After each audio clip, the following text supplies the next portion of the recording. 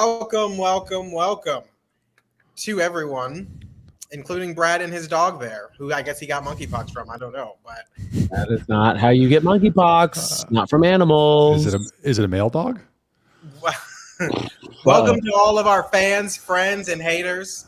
I'm Charles in the BCM Podcast. We have Michael up there. He is the M in BCM, and Brad Swail is the B, and he is being a B today. But that's not here or there. But we're gonna work. It's here now because you fucking lied about it. How are you guys doing? Well, I'm not gonna ask Brad, Michael. Why? Why do y'all think this? I don't understand. I'm doing great.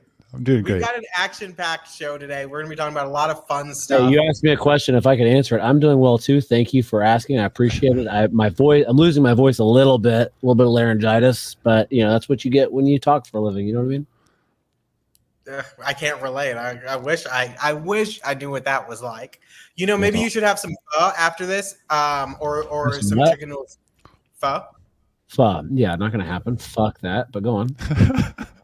Okay, I'm giving you some advice to eat something, whatever, or some chicken noodle soup with a soda on the side. But either way, some soda on the side. All right, go on. Anyway, ginger ale. So, it's been a fun week. It's Friday again. Here we are, and it's been a lot of stuff happening this week. So we're going to run through some interesting things, and hopefully by the end of this show, I will figure out what the heck I want to do for potpourri because I haven't figured that out. And so I usually do something very thoughtful and meaningful and deep and beneath the surface level, and that really gets to who you are as a human. But today I don't really have anything, so we're going to see what happens between now and 12:59. But one of the first things I want to talk to you guys about is a big question that's looming on everyone's mind, and that is, can Kamala Harris, turn Texas blue? I think I know. Well, I'm not going to say I know what your guys' answer are, but this came from a Newsweek article. I think it was an unsigned article, so I'm not even sure who wrote it, but it came from a Newsweek article last week. Actually, I'm sorry, this was 2 days ago, where they were talking about how Biden closing the gap in 2020 and other Democrats such as Beto O'Rourke coming in close to Senator Ted Cruz, and to Senator Ted Cruz also being slightly concerned about this election. There's the article. Ewan Palmer. Sorry, didn't see that. Usually I look on the top left, top right, or bottom, but there you go. Anyway, and so because of all of that, they're saying that, well, he's alleging that there is a possibility, a slight possibility, but a possibility nonetheless. I'm just curious what you guys might think of that topic. Well, first off, I'm not in the habit of listening to fucking London-based UK reporters on what's going to happen in Texas. Am I right, boys? You're right. Hell yeah, brother. No, there's no fucking way that she's going to turn Texas blue, but who the fuck knows, I guess if maybe everyone's favorite Texan, Beyonce, comes out and, does some more concerts for her, and let's be real, people are going to see Kamala Harris. And Beyonce is just a side act, right? Yeah. If she comes out and really pushes for her, then, who knows? Maybe it could happen. Right, but it seems like a stretch, right? No, yes, yeah, no, it's not happening. Ooh, my voice in the gauntlet. I give it a less than 1% chance. As I said in previous episode, I think she has a chance to win, and I think currently the front runner, based on momentum and the Trump campaigns and conservative incoherence that's going on right now. But that doesn't mean she's going to flip solid red states like Texas. I pulled the past polling, and the latest poll from August has Trump up 7 on chameleon. Kamala ding dong. No, I think chameleon's that's the name. That's the nickname. I don't know why they haven't got that yet. And then if you look back in July, it was when we had the last Cruz all red polls. Cruz up 8, 10, and 3 in July, and Trump up on Biden 9, 10, and 9. And then go back to those July, and then you go back to June. It looked a little bit tighter, pre-assassination. Trump up as many as 11, but as little as 5. Cruz up 3 and 4. No, there's no chance she's turning Texas blue. Her candidacy and the supposed grassroots support is largely constructed. She was anointed by the top brass and donor class. She's a pick of the oligarchs and the globalist class. She doesn't really have any grassroots supports other than people who are excited it's not Biden. The election will be, as we all know, decided on tight margins in the Midwest and the Sun Belt. And no, there's no chance she's flipping Texas the same way that I don't think, based on the new dynamics, is flipping Virginia. I think it's going to come down to those 6 or 7 states. You too. No, I heard him. I don't believe you. He said that Kamala is not going to flip Texas based on the polling in the same way that Trump isn't going to flip Virginia based on the latest polling that came out. Okay, well, there's a slight cutout. I just want to make sure that if I'm the only one hearing it, then that's fine. But if you also hear it, Charles, and maybe the listeners hear it, and so just clarification, calm the. I do want to throw out a wild card. I got a phone call. That was probably what it was. I do want to throw out a wild card though. October surprise. You ready for my prediction? Yes. That's going to give her a bump. They are going to get a major win on the foreign policy front. I think it's going to be Israel-Hamas war. They're going to secure a ceasefire and the return of the hostages, and Kamala is going to get the progressives, Israel groups out, making these races closer than they otherwise would be. That's my prediction. That's a good prediction. I mean, it'll be a year post October 7th, so you're talking about October surprises, and I am seeing predictions of a different October surprise. Let me pull it up. Charles, go ahead and make your point, and then I'll pull it up. Well, I was going to say, I agree with both of you. I don't think there's a chance in hell that she's going to flip Texas, but I will say that if she does the job that Beto did when he ran against Cruz and she closes the gap enough, it becomes problematic for all of the down ballot races in split district or 50-50 districts or even near 50-50 districts. Certainly when it comes to judicial races, like our judicial races in Harris County, which always flip with the presidential, things like that. I think that's where it becomes concerning. But you're right. I don't think she's going to flip it. But I do have a trivia for you guys on this topic after Brad shows us what he wants to show us. Here's the October surprise that I'm seeing, that there's back channels, that there's a Kamala sex. Oh my God. What? She is something pulled off the internet. It's VHS era tape, and it's been digitized. It's an unhinged. I mean, you guys can read it. I feel uncomfortable saying it because I'm a proper. And Miss Blain might be listening, and I don't, how that goes. I don't want to. Where did you find this? What do you mean? That's 4chan. Oh. No, that's not 4chan. That's not 4chan at all. But I mean, maybe it was posted on 4chan, but someone took it from there somewhere else. I'm just saying, with Kamala's history, who knows? Anyway, my trivia for you guys: when was there are three things I'm asking. When was the last Democratic presidential candidate to win? Who? Jimmy Carter. What year? 1979. 79? 76. Brad, what's your choice? I mean, I was going to say 76. He threw me off with 79 because that's okay. We'll pick one. 76. All right, you're right. The last Democratic Senate win was Lloyd Benson. Okay, you're Googling this. I'm looking at the fucking article that you shared. I'm not looking at the article. 1982. 88. Dang. And stop looking at the article, Brad. All right, I won't say anything, and Michael can get the next one because it's going to be a fucking layup. The last Democrat to win the governor's mansion. 1996. Ann Richards. 90. 90? 1990. I thought Bush beat her in 2000. No, he won president in 2000. He won president. There's a couple of points from this Newsweek article. So they interview this guy, Eshba Soha. I don't know how to pronounce his name. It's a North Texas University American politics professor. Said that one issue which could harm Harris is that voters in Texas may still associate her with the record-breaking levels of illegal migrant crossing seen at the border during the Biden administration, which the way that's worded is kind of weird. Like people might associate with, she is associated with it 100%. 100%. It says, I think that Harris' campaign has a good strategy, tout the immigration bill that Trump torpedoed earlier this year, and use that as a framework for her immigration policy. Instead of trying to fend off attacks related to the border over the past few years, she can go on the offensive and basically give the voters a blueprint of specifics that she supports, thinks that will solve the problem, and let the voters decide. Now, I'm curious if y'all think that would work, but also, I still don't understand why this shit works for people. I mean, she doesn't care if the border is wide open. She can tell you all day long, these are the things that I support. These are things that I'm going to do on day one. She's already in there. The borders are. Why isn't she doing it now? But these are she doesn't have, there's no requirement to tell the truth. She's going to lie. So them all, but like I don't understand. I think that there are two separate populations you got to think about. That'll simplify it as much as possible. One is people who vote on the border. Those people already know her record. They're not going to be persuaded by this.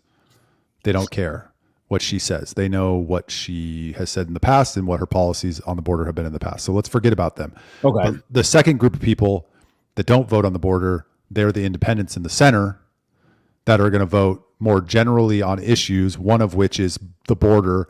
And I think her message for them, she's trying to position herself as a moderate, but her message for them, I think, is going to be, both my parents came to this country legally, and that's how immigrants should come to the country, and we need to make it easier for them to do so.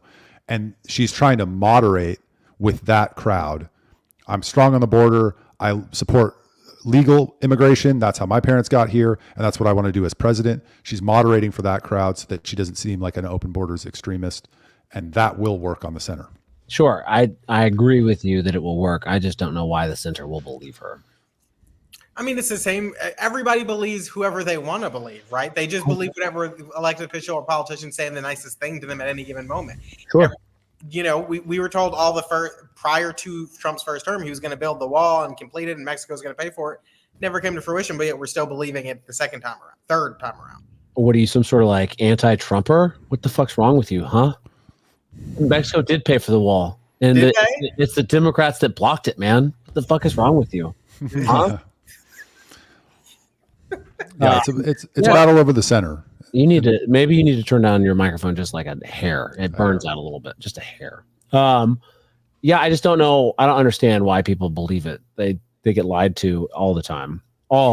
Dane's back. I think it's people believe it. With you, Dane. He's not coming. He's too loud and not clear enough. Who, Michael? Yes. I think they believe it because they want something to hope for. I think they want something to hope they need a basis for hope. So they're going to want some hope and change. We've gone through that, Charles. We did. Okay. Great topic, fellas. If anybody has any closing thoughts on it, great. But if not, I want to switch to a much more important topic. I can't wait. Our Social Security numbers were stolen. All of them.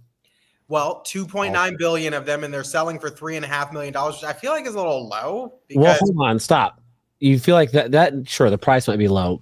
Don't you feel like 2.9 billion Social Security numbers is a little high? Yes, I think the price is low. Yeah. No, that's too many Social Security numbers. Is it? There's only 335 million Americans. 350. I mean, how many Social Security numbers have been issued? So I mean, I guess if you add them all up, it's going to be more than 330 million. And you got, it seems like a little high, I think. Well, okay. So it was 2.9 billion records of personal data, and it's for people of United States, Canada, and Great Britain. I know, but the data includes a lot of it. I think it includes Social Security numbers. I don't understand how it's high. It doesn't make any sense. But not 2.9 billion Social Security numbers. You're correct. 2.9 billion records of personal data. And that includes your name, Social Security number, date of birth, and mailing address. So it doesn't. There's some missing pieces here. Look, none of us are cybersecurity experts. I know I'm not. Charles will pretend to be, and Michael will also probably pretend to be, and that's fine. I'll let them lie to you. But me, I'm not. Okay, I'm just saying, as a simple man, I think that's too high. You think what is exactly too high? The number of personal records stolen? The 2.9 billion Social Security numbers. We corrected that. It's not Social Security numbers. It's records, personal records. And the records include Social Security numbers. Correct. I'm reading the article. And other things, yes. Look, I believe in NASA. All right, so anything's going to work on me. So, that's way too high of a number, but it's talking about records, and it could be in multiple countries. And this all comes from a lawsuit filed by the dorkiest looking man I've ever seen. I forget his name, but Google him. And here's my take on it.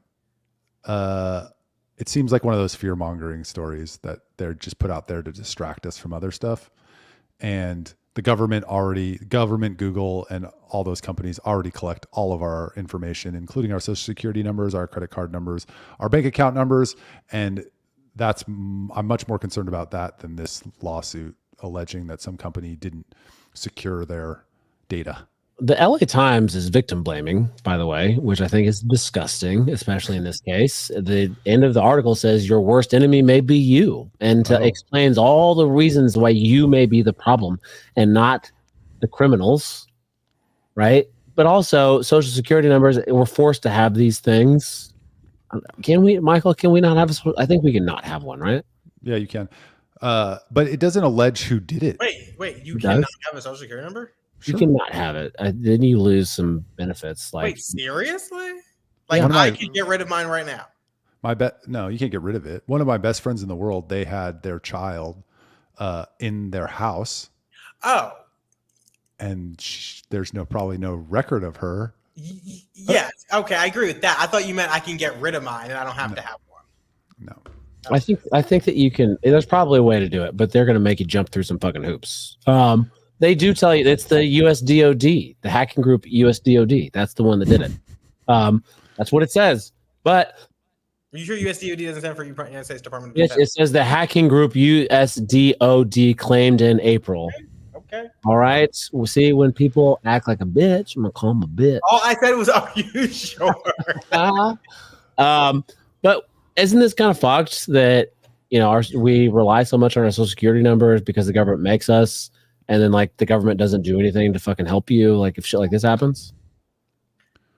Yeah, I mean, sure. Yeah. I mean, it seems like a big problem to me. Why isn't anybody talking about this on the campaign trail? I don't know. It's a very thing. I mean, I've had my social security number stolen a couple times, so like, it's maybe a couple of times. Dude, that boysparty.org was a bad website for you. What do you do when it's stolen like that? What do you do? You lock it. You lock your identity. So you don't go out and enjoy the Sea-Doo that they bought. Well, who knows where it is? But no, you freeze your credit. You lock your identity. You monitor your report to make sure things don't pop up. If they do, you can test them. But yeah, I mean, it's happened a couple times. When I graduated high school, somehow our high school accidentally released all of our social security numbers and data on the internet, and then told us 2 years later. And then did you sue the fuck out of them? No, I did not. Why? I don't know. I was like 22. I didn't think to. Charles. I got a random email from my high school saying, "Hey, we did this by accident." Be more litigious. So I mean, yeah, it's like, it sucks. It's annoying. If someone steals your stuff and actually like buys things, that's even worse. But it happens. It happens to the best of us. It happens to the worst of us. You just have to control your anxiety, freeze your credit, take the compensation if it's offered, and try to move on with life. I feel like this is a bad system. Oh, it is. I feel like this is a really bad system. Maybe it could be on the blockchain. Should we put it on the blockchain? Should we mine our social security numbers here in Texas? Is that how the blockchain works? Do we mine things on it and we mine our own social security number? I know. I love blockchain mining. Well, great. Then you can go mine it. I think we should do more of it. First I've heard you say that. Well, there's a lot you don't know about me, Charles. And one of the things that you should know about me and the world should know about me is when it comes to crypto mining, I think it should be everywhere. I think it should be, every neighborhood should have one. He's a flip-flopper. I'm not flip-flopping. I think, hey, they can cut off the internet still. I still believe that. But when it comes to mining, let it flourish. Flip-flop worse than Mitt Romney. Oh, my God. Okay. So just make sure you guys are safe. Make sure that make sure you check your credit reports, freeze your credit if you need to. And let's just hope for the best because is there an alternative system to the Social Security? Like our Social Security number gets stolen and our life gets fucked. There's got to be a different way. I feel like there's a blockchain solution that Michael's hiding from us. That doesn't even make any sense. Yes, it does. I bet there is. Blockchain to not have your private information out there when Social Security is literally the direct tie of you to a number. What? I think the Yeah, I mean, the problem with dismantling the Social Security number or system is that everything else is tied to it. So, yeah, you could replace it with something else, something on the blockchain, but everything, your health insurance, your credit card, your bank account, your student loans, whatever. Let's not do the right thing because it's a little difficult. No, I'm Brad, what's yours? What's my what? Social Security number.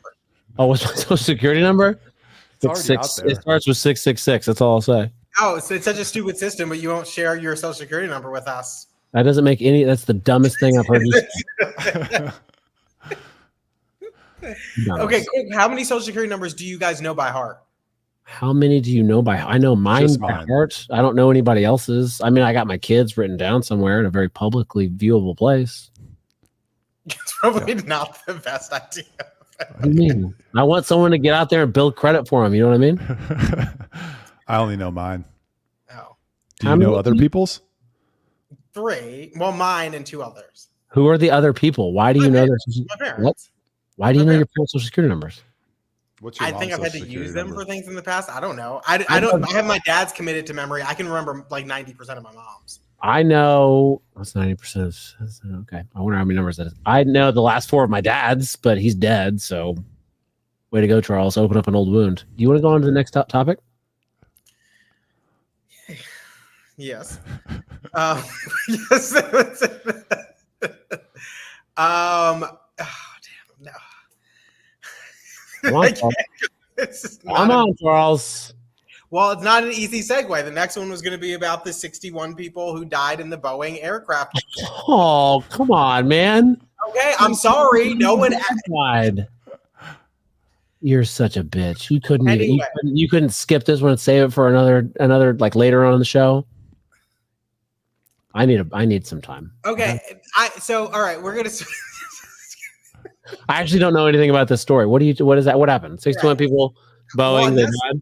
That's the problem is why don't you know anything about this story? It seems like it's one that's being covered up or at least not discussed as much. So Boeing in the past 2 weeks has had, obviously it's always a lot of news about Boeing, but these 2 weeks, there was a flight, and you can find this video, I'm sure. There was a flight in Brazil, had taken off, unsure a passenger plane carrying 62 exactly people crashed in a what's residential area in the city of Pinheiro in Sao Paulo I State. can hear. I can hear it, but I can't see it. Oh, sorry. In the state of That's me. Sorry. You didn't realize that was you? No, I had no idea. Sorry. So anyway, as she said, a plane crashed in Sao Paulo, and it was this plane. It was taking off, gaining altitude, went into a death spin, and just started spinning down and crashed in someone's backyard. 62 people were killed. I believe they said 8 or 9 of them were cancer doctors, which is kind of suspicious. I know that. I heard about this. Oh, okay. Well, see, there we go now.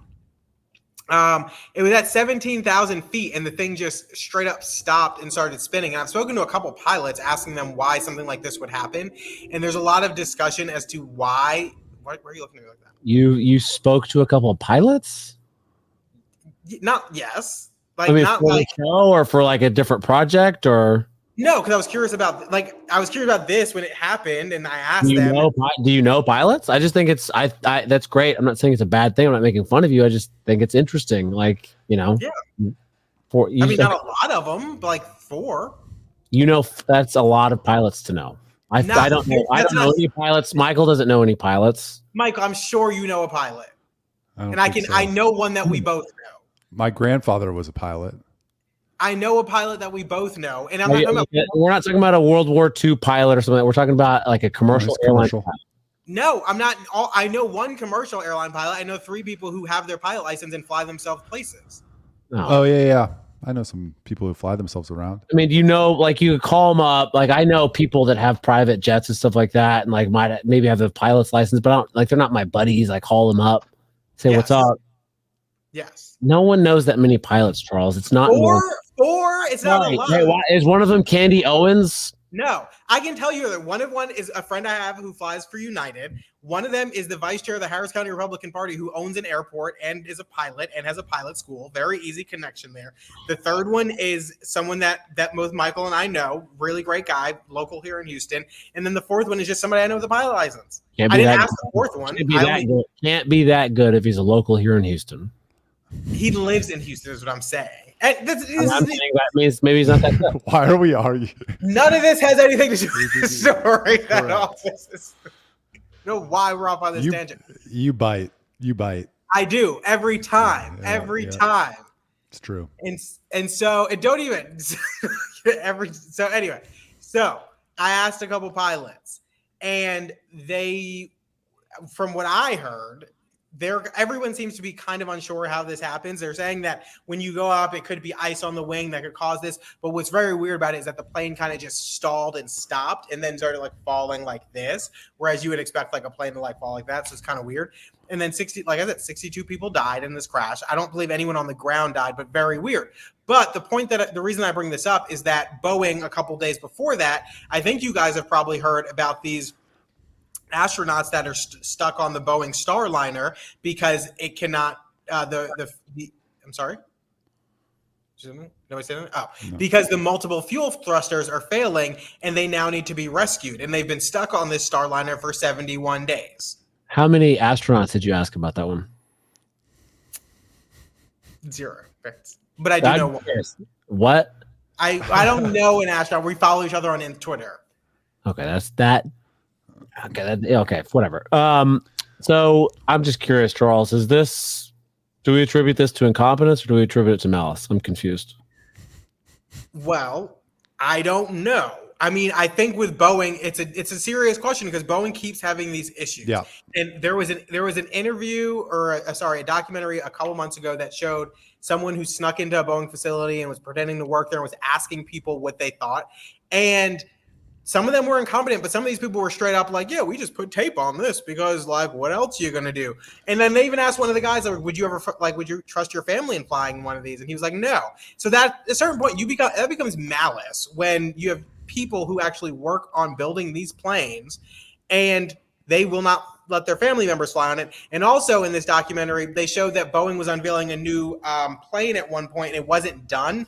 And so essentially they just like brought out this like fake plane to show. And so like Boeing cuts corners pretty regularly. So I think I for one will not believe an alternative version until someone presents one to me, and I just stick with the official version. Michael, what are your thoughts? Yeah, so I actually have a lot to say about this. So Boeing has, I looked it up. Boeing has 10,000 commercial jetliners. It's 50% of the commercial jetliners that are out there. They produce 528 was last year. How many new ones they produce? So at that pace, it would take 20 years ish to replace the current fleet. And a lot of those planes we get on are freaking old, you know?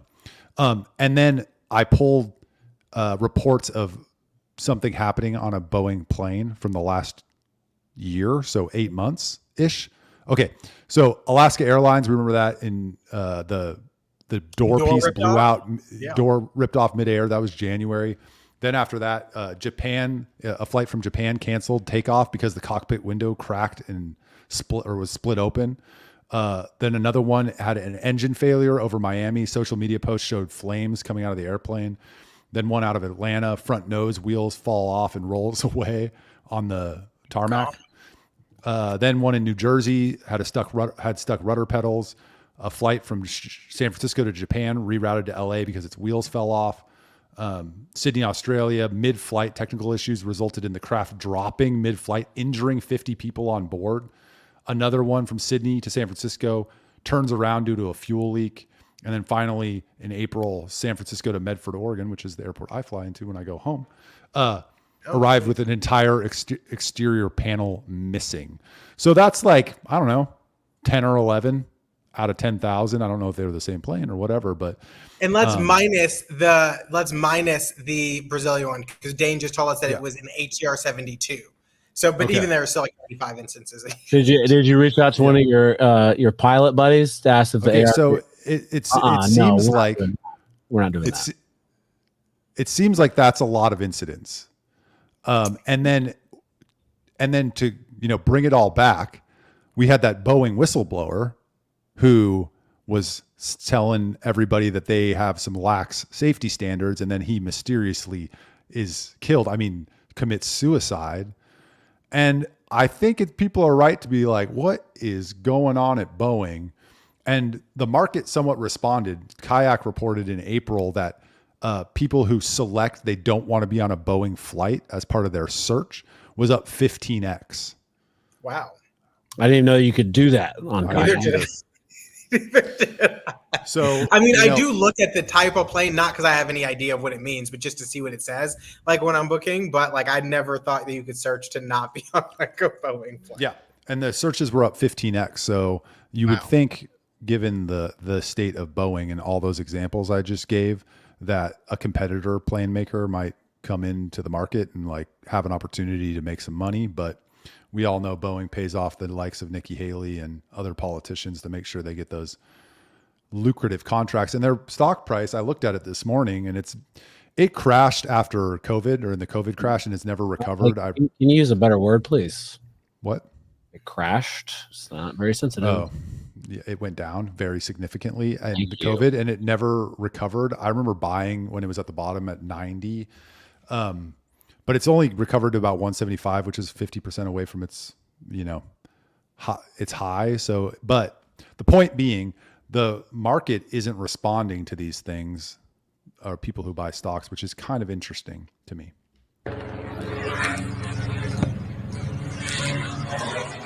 Oh my God. Imagine being in there. Porra!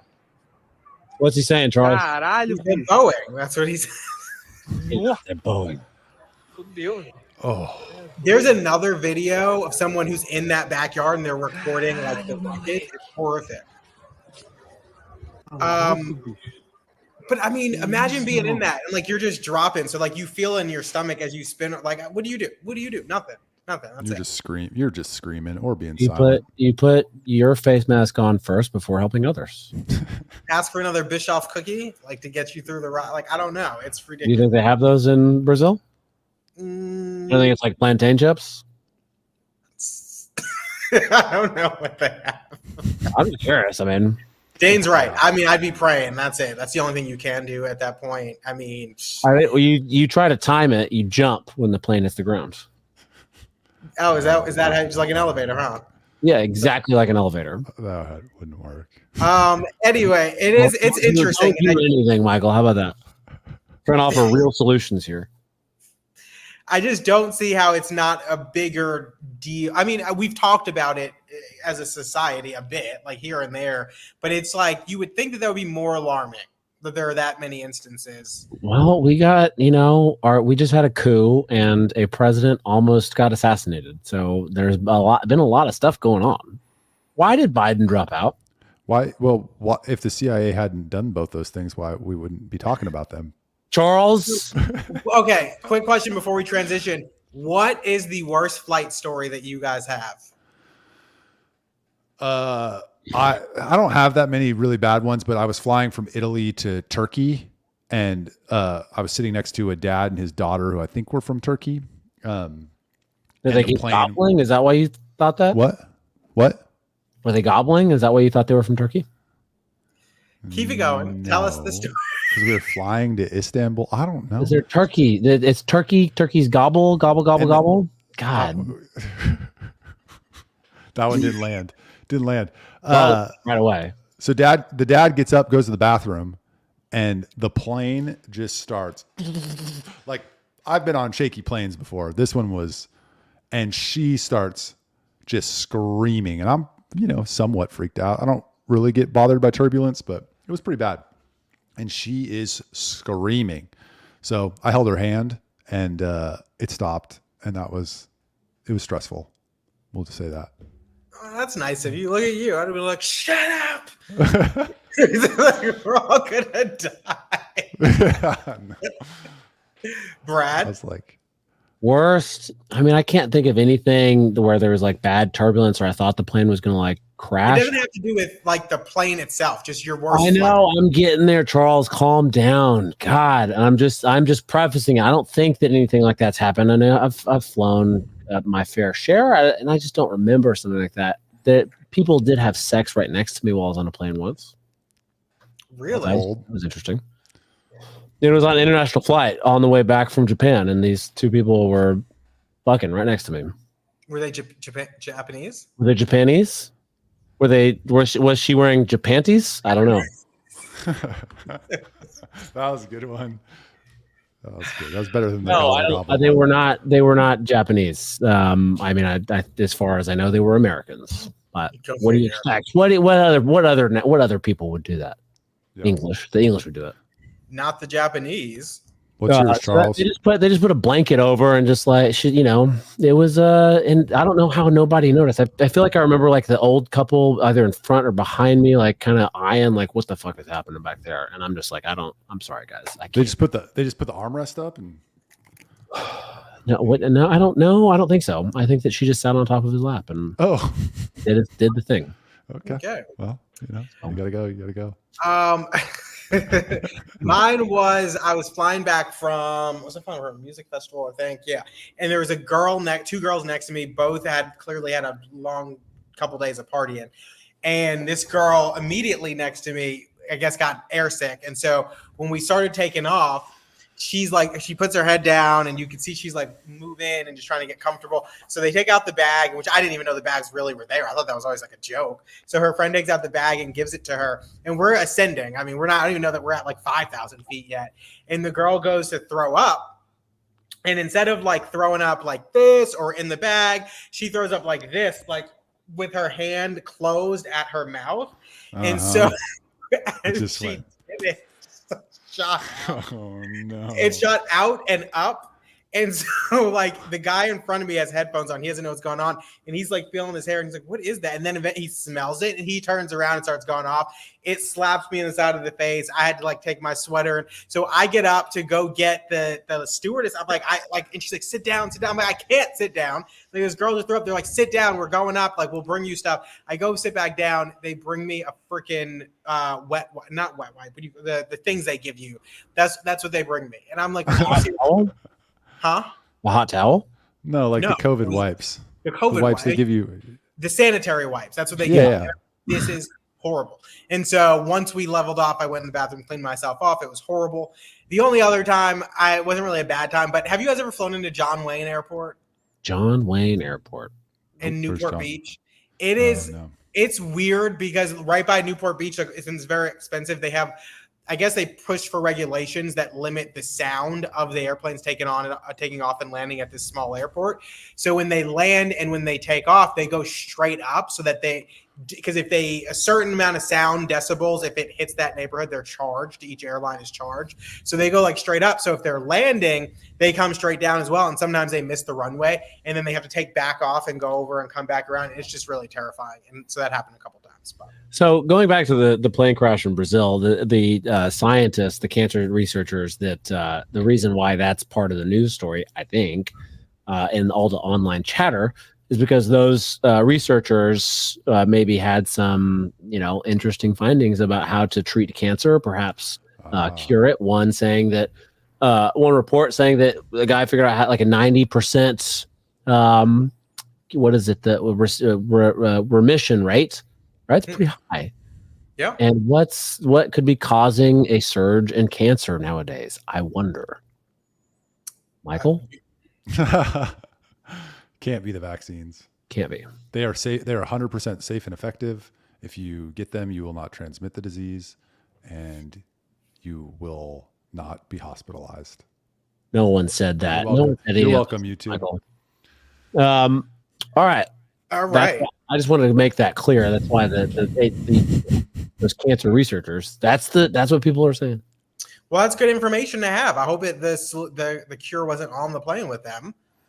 The cure was in their minds. They are Yeah. the cure. They're They didn't write it down anywhere. We should do an episode on that if you guys have gone down that rabbit hole of people who have had found cures to cancer and have disappeared. That's always a fun rabbit hole. We can do that. I'd be down. Or we could do one on just the craziest people who've disappeared, who've discovered things.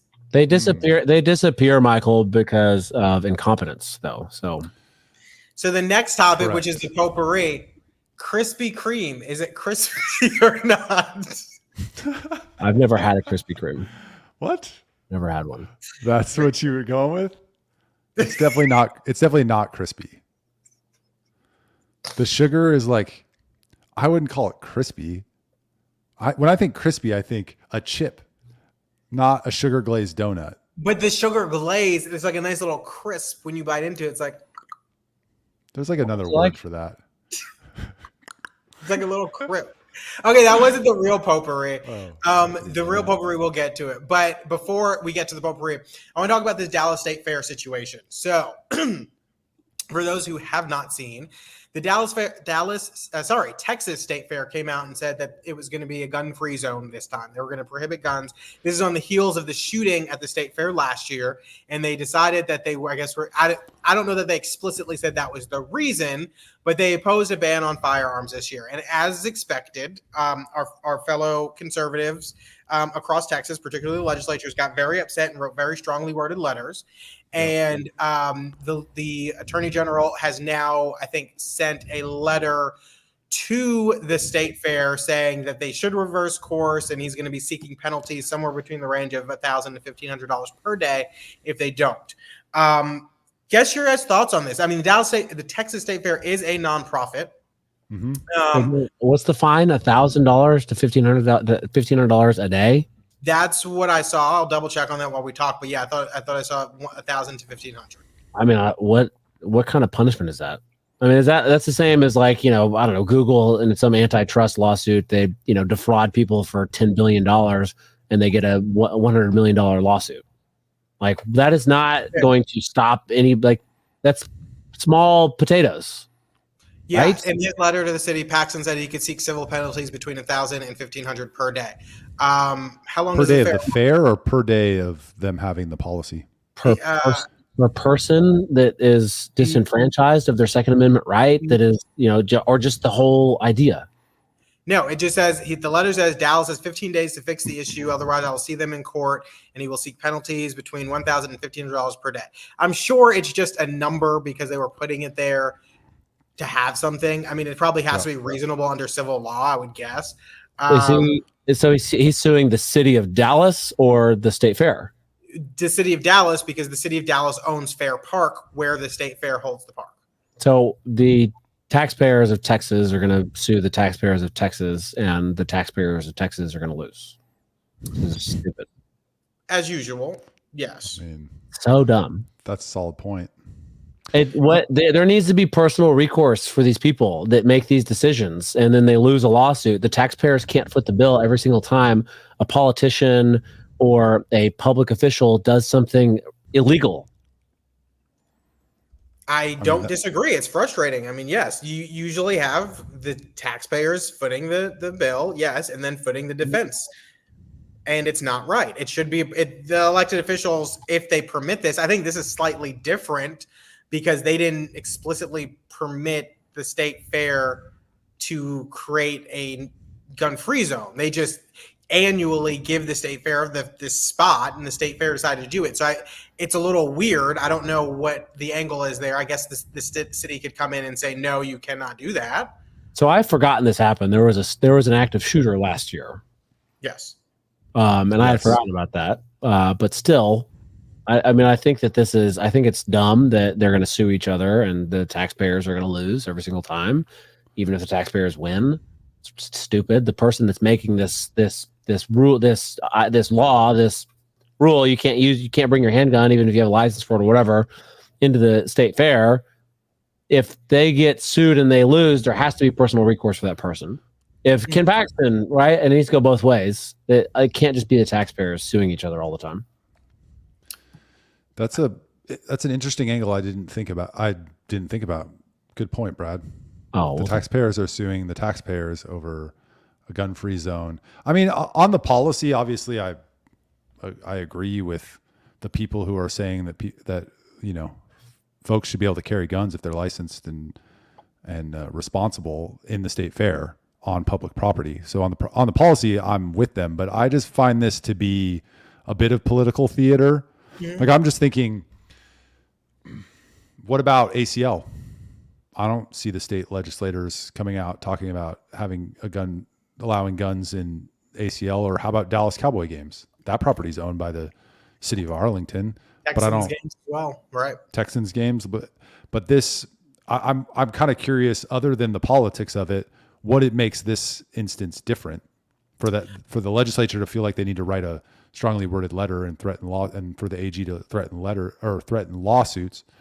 I do, but I'm caveating that with, obviously I'm on the side of the people who wrote the letter on the policy. Makes sense. So now that you say that, I completely agree, because I just Googled, and Houston Rodeo prohibits firearms by private citizens, and it's on NRG Park, which is owned by the county, and they lease it out to the rodeo for 30 days of the month, or 30 days of the year for the rodeo. And then Toyota Center, Energy Stadium, all of these other places. So yeah, I mean, it gives very similar vibes to this whole protest that we're seeing over the guaranteed basic income here in Harris County, when other cities have done it, but then Harris County does it. And it's like, we cannot let this happen. Well, all these other places are banning guns, and suddenly a state fair does it. One person gets wind of it, creates a stink about it, and now it's like the biggest thing in the state of Texas. So yeah, but I agree, right? People should be able to carry them, particularly if state law allows that, and it seems to permit that and prohibit the prohibition of them in this place. But it's just always interesting to see what really people get rallied up over. What if the state law said that you couldn't carry weapons, guns? Should they do it anyway? Should they be allowed to? If the state law says that they can, they should be allowed to. What if state law says no? Well, the Constitution says yes. Well, I don't know, because look, people aren't fighting the state law that says that scholastic locations and other places and bars can be prohibited. Scholastic locations? Are you talking about schools? I've never heard anybody say scholastic locations. The reason I said scholastic is because yes, schools, but also other places that, like, places of learning. Huh? It's places where scholasticisms where it happen. How many murders, unjustified murders, illegal murders, whatever, I don't know, right, happen every year by licensed gun owners? I would think very few, if none. I would also think very few, if none. Yeah. Right. I don't know what the answer is. I've never seen that data before, but I'm just sitting here thinking, why are they like, I own guns. They're never going to shoot somebody unless they, come into my house at the wrong time and start, harassing us, right? Self-defense. They're never going to shoot anybody. My guns are fine. They're safe guns, right? If I'm carrying one at the state fair, I know I'm not going to pull it out and shoot somebody, and the gun is not going to do that by itself also, right? Obviously. So why are they stopping people that don't do this stuff from carrying their guns? Well, I mean, I don't have an answer as to why they're choosing to do this, but I think, to your point, like, you might not pull out your gun, but that's not to say no one will. I mean, I'm sure somewhere in this country, many times a year, people who are legal gun owners do. I've never heard of anybody shooting anybody in the United States. That doesn't. Well, the point that they make in the letter is that in Texas, I think of the mass shootings, however they quantify that, 30-something% of them have been stopped by people who are licensed to carry, meaning they intervened and shot the shooter. And then nationwide, it's closer to 50%. So the case that they're making, and I think it's a good case, is that having responsible gun owners who care about the Second Amendment and are there, have the gun to protect themselves and their family at the state fair, actually improves safety rather than decreases it. And I don't disagree with that. That's a good point. So I don't remember if you needed a license to carry at this time, at the time of the state fair last year. I can't remember when the law went into effect, but this kid, when he got charged for the shooting, he only got charged with 3 counts of aggravated assault, and he did not get, the gun was taken away from him because it said the article says he did not have a license to carry. It doesn't say if that was a problem or not. So I'm pretty sure the law was in effect at that point where you didn't have to have a license, but he was only charged with 3. That's a lot. That seems like a really low charge. Right. Probably because he was allowed to carry the gun. No, he argued self-defense. There were some guys that confronted him at the state fair, and he said he shot in self-defense, which the video doesn't bear out, but who knows what what was said. They have on video that them talking to each other, and then he pulls out the gun and shoots at them, injuring 2 people. So I don't know. What do you think should happen? Do you think the city of Dallas should step in? Do you think the state fair? Go ahead. Sorry. I was going to say, do you think the state fair should back off on their own? Should they hold their should hold their spot, or should the AG do? Like, what do you think should happen? Should they hold the line? I think whoever loses needs to pay out of their own pocket. That's what I think. State fair should give up. What's the word I'm looking for? Acquiesce. You know, there's something interesting that I've noticed that what is not happening in this fight. They keep talking about the city of Dallas, but yet for some reason they don't want to name Eric Johnson. And I guess it's because he's a Republican now. So that's why they don't want to say Eric Johnson. They just keep saying Dallas. Speaking of Eric Johnson, did you guys see Alex Stein's latest Eric Johnson confrontation? No. It's brutal. What do you mean? Really? In what way? Shall we play it? I mean, I'll look it up. I'll try. We shall. It's pretty brutal. Let's do it. While While we look think, that up. what do you think they should do, Charles? You think they should hold the line, or? I mean, I think if the State Fair as a nonprofit thinks this is what they should do, I think fight it. I think it's up to the city of Dallas, their elected officials who oversee that property, to step in and enforce state law. But I have no problem with the entity, if that is what they believe, fighting for what they believe. But ultimately, this should be on the city of Dallas to be like, yeah, no, that's not how it's going to work. Yeah, like you're not. I don't see the state legislature. That was my point. Like, I don't see the state legislature going after Jerry Jones and the Dallas Cowboys and be like, we should allow guns in football games. Yeah, it just seems a little bit inconsistent. If the issue it's is very just, inconsistent. If That's the just frustrating issue, part. Yeah. I mean, I see a video from February 22nd. That can't be the most recent one, is it? I don't know. It's. I mean, it says exposing Dallas Mayor Eric Johnson for affair with city staffer. Is that what you're talking about? No. Nope. Okay. Well, I'm gonna need some more specifics. There's one he calling out Dallas PD at City Hall. Right here. Where are all the gay books? I got it. Knows, right? Look, I got it. Just You gotta throw in jabs where you can get them. You know what I mean? all right, we good? We see? Yeah, we see. Go full screen. Go full screen. Yo, what's up, Mayor Johnson? It's a pimp on a blimp. And I'm here because I'm really, really, really disappointed with our city. I know recently you spoke at the RNC, and it's funny they let you speak there because it's obviously you're a Democrat, and you're faking that to try to gain political support to run for a higher office than mayor. So you're a fraud, just like how you cheated on your wife, and you got caught on the doorbell camera. Remember that one in your divorce proceedings? Remember that one? So you're a con artist, just like you con the mother of your kids, and you want to be a Republican, but now those kids are being raised by a single mom. Another statistic, right? So let me tell you something. This is why I'm frustrated with the city, because you have the audacity to go speak at the RNC after Donald Trump was almost assassinated. And we had Arturo Martinez, a sergeant of the Dallas Police Department, for 14 years, saying that he should have aimed better. Thomas Brooks, the assassin, should have aimed better. I think that's pretty disgusting that our police force, some of the highest people in the police force, the sergeant, says it's okay for a president to be assassinated. Cops aren't supposed to have political viewpoints, okay? I'm all about the First Amendment, but not if you're a sergeant calling for the assassination of a president. And I don't know if you know your history very well, but we're in Dallas, Texas. You know, something really bad happened here with a president. May I remind you, JFK. So I don't think it's very funny when you have sergeants of our police force that think it's okay to say that a president should have been assassinated. That's disgusting. And that reflects on you, because you have low moral character. Look at our police force. Look at the Dallas Police Department. Amanda Geiger, what did she do? She walked into Botham Jean's apartment, blew his brains out. So we have a police force that has some serious issues. And you being the mayor, you're in charge of that, buddy. So now you want to be a fake Republican, that's cool. But you were the first one to make us wear masks. You were the first one vaccinated. I'm not going to forget that, okay? I know who you really are. And you're trying to placate us. That's not going to work with a pimp on a blimp. So I'm going to call you out. Just like you cheated on your wife, now you're trying to cheat on the Republican Party. It disgusts me that you're trying to do that. You have no integrity. You lean on the black vote. Imagine, I'd like to see you put on a MAGA hat and go to South Dallas. Would you ever do that, Mayor Johnson? No, because you're a coward. That's why.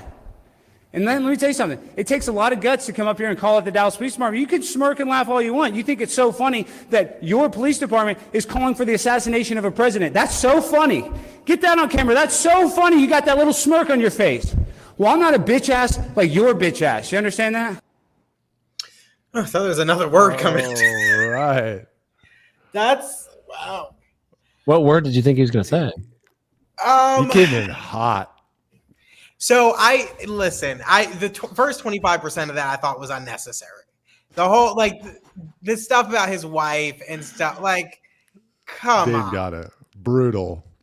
I think that Charles, you don't hate these people enough. I mean, why am I calling his kids a statistic? What is that going to do for the cause that I'm advocating for? I'm sure these people, these elected officials, don't care about you, and they do everything they can to make your life worse. I don't care about them either, but I do care about human decency, and I'm not bringing in someone else's kid to have a conversation about. Attack him all you want, but calling a kid a statistic, that's a little much for me. But everything else, I wholeheartedly agree. I think I'm right on the nose with it. And yes, you do need to make them hurt a little bit, but I also think talking about somebody's kids is a little much. Yeah. I mean, I think the point that he was making was that he said the point. I don't need to reiterate the point that he made and that the kids are now a statistic, but I just thought it was brutal. I don't know if there's truth to what he's saying or whatever about the police officer or about the affair on his wife. I just watched it, I don't know, last week and thought it was brutal, which Dane agrees. I heard the stuff about the cop. I did hear about that. I mean, listen, I think the underlying point that he's making is accurate, which is that and we're seeing this a lot lately with Democrat. And I don't know Eric Johnson to speak to this knowledgeably if he's also doing this, but you see a lot of Democrats today who are slightly misaligned with the Democratic Party and now are wholly trying to align themselves with the Republican Party. We have it happening here. A district attorney who just lost her reelection by 40 points, is now endorsing Ted Cruz, going on the Michael Berry show, trying to have events with the Republican Party, lining herself up for something in the future. And so you do see that happening in certain places. What district attorney lost by 40 points? Kamala here in Houston. Oh. Yeah. In defense of them, though, the Democratic Party has changed so significantly since, I don't know, COVID, that they left a lot of people behind, and they're like, where? The Democrat Party changed significantly since COVID? Yeah, it got more progressive? After post-Trump. They got more progressive. Not even. They are not the Democratic Party, the leadership. They are not progressive. They use progressive language. They are in service of corporations and the military-industrial complex and the CIA, but they use progressive language to keep the voters placated and happy and think that they're fighting for them. But all they're doing is serving their corporate masters, and that is I mean, Bill Clinton started it in the '90s, and Chris Hedges wrote a book, Death of the Liberal Class, in 2012. Talking about this transition, but it really took shape in the post-Trump era. And I get where some Democrats are like, where's my party and where do I go?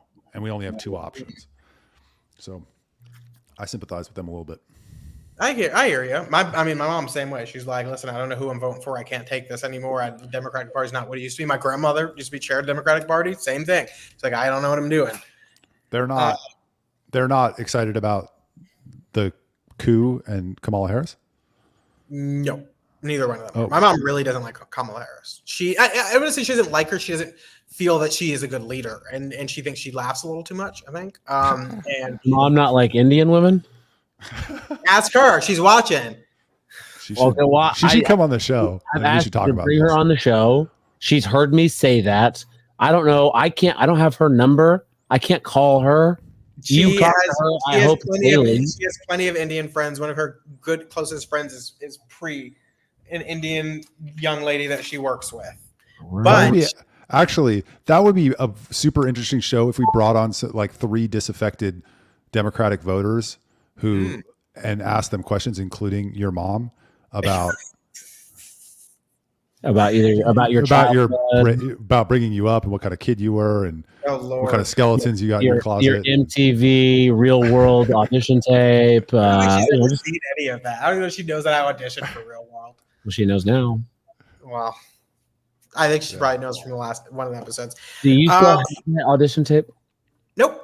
Great conversation today, guys. I always enjoy it. Here we are at 101 on Friday. Time flies when we're having fun with the BCM podcast, and we're number 1. Make sure that you like, you share, you tell your friends. Listen, we need to start rating the three of us and tell us who is the best out of the three of us. I mean, I'm pretty sure I have the answer, but if you watch this, please give us some feedback. Every time you've asked that, they've said me. It's true. So if you, in fact, maybe don't do that and just let us know how you liked the episode overall, but don't single anyone out in particular. So thank you for tuning in. Like, share, comment, all that jazz. It's a show by show thing. All right. Sometimes, you do great. Sometimes Michael does great. Sometimes I do great. Also, let us know. Never do as great as me, but y'all do great sometimes. If let us know if you prefer the noon time or the 10 time. I think we're going to stick with noon for now, but if you did prefer 10, let us know. We'd love to hear it. Or if you prefer a different time altogether. Thanks for tuning in.